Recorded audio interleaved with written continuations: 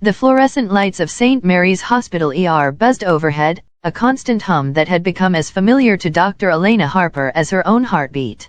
It was Christmas Eve, 2024, and the chaos of the emergency room was at its peak. A car accident victim needed stitches, a child with a high fever wailed in her mother's arms, and an elderly man clutched his chest, his face pale with fear. Elena, a seasoned ER physician at 42, moved with precision, her hands steady despite the 14-hour shift that had already drained her. She hadn't seen her 16-year-old daughter, Sophie, since the morning, and the guilt gnawed at her. But this was the life of a single mother working in medicine. Sacrifices were non-negotiable. Sophie had promised to spend the evening with Elena's parents, Richard and Margaret, and her younger sister, Claire, at their sprawling suburban home 30 miles away. It was supposed to be a warm Christmas gathering, filled with the smell of roasted turkey and the glow of fairy lights. Elena had pictured Sophie laughing, maybe rolling her eyes at her grandparents' old-fashioned traditions, but safe and loved. That image kept Elena going as she sutured a laceration, her mind half on the patient, half on her daughter. At 10 p.m., Elena's phone buzzed in her pocket. She ignored it, assuming it was another hospital alert. But when it buzzed again, then a third time, she slipped into the break room, her heart sinking. 3 missed calls from Sophie. A voicemail waited, and Elena's fingers trembled as she pressed play.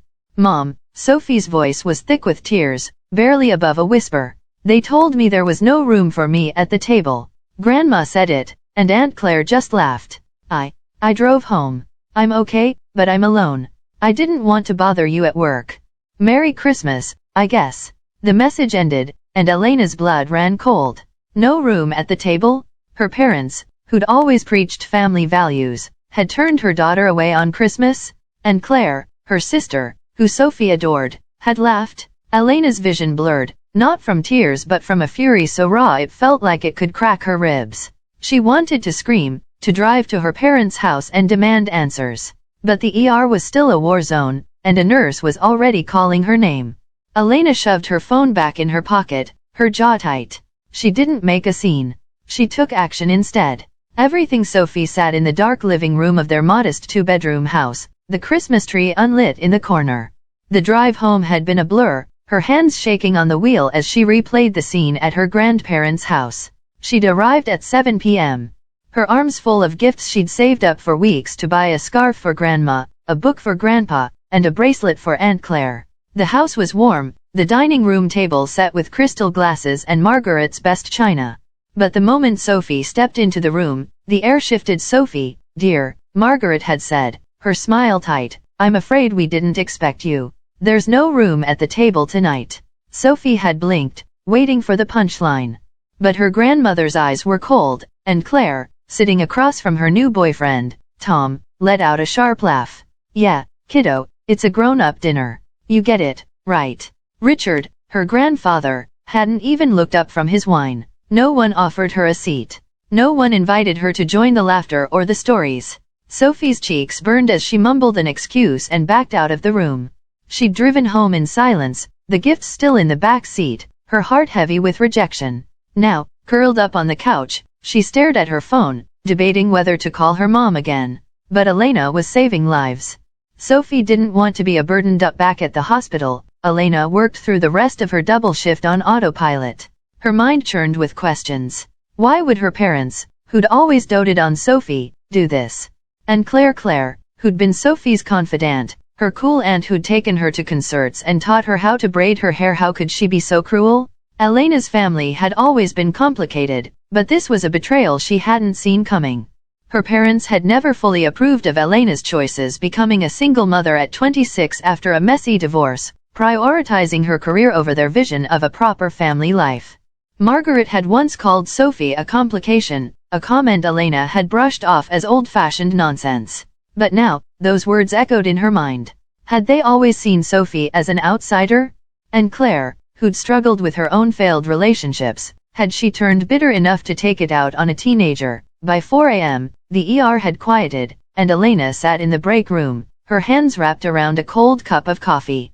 She couldn't confront her family yet, not with Sophie alone and her shift unfinished. But she could plan. She pulled out a notepad and began to write, her pen moving with the same precision she used in surgery. The letter wasn't for her parents or Claire. It was for Sophie, a promise to fix this, to protect her. But another letter was forming in her mind, one that would be left at her parents' door, one that would make them scream. Christmas morning dawned cold and gray. Elena drove home at 6 a.m., her eyes gritty from exhaustion but her resolve unbreakable. She found Sophie asleep on the couch, a blanket pulled tight around her shoulders. Elena's heart ached as she brushed a strand of hair from her daughter's face. Sophie deserved better than this. They both did. Elena didn't wake her. Instead, she sat at the kitchen table and wrote the letter she'd been composing in her head all night. It wasn't long, but every word carried the weight of years of unspoken resentment, of sacrifices made and love withheld. When she was done, she sealed it in an envelope, drove to her parents' house, and taped it to their front door. She didn't knock. She didn't need to. At 8 a.m., Margaret opened the door to retrieve the morning paper and froze.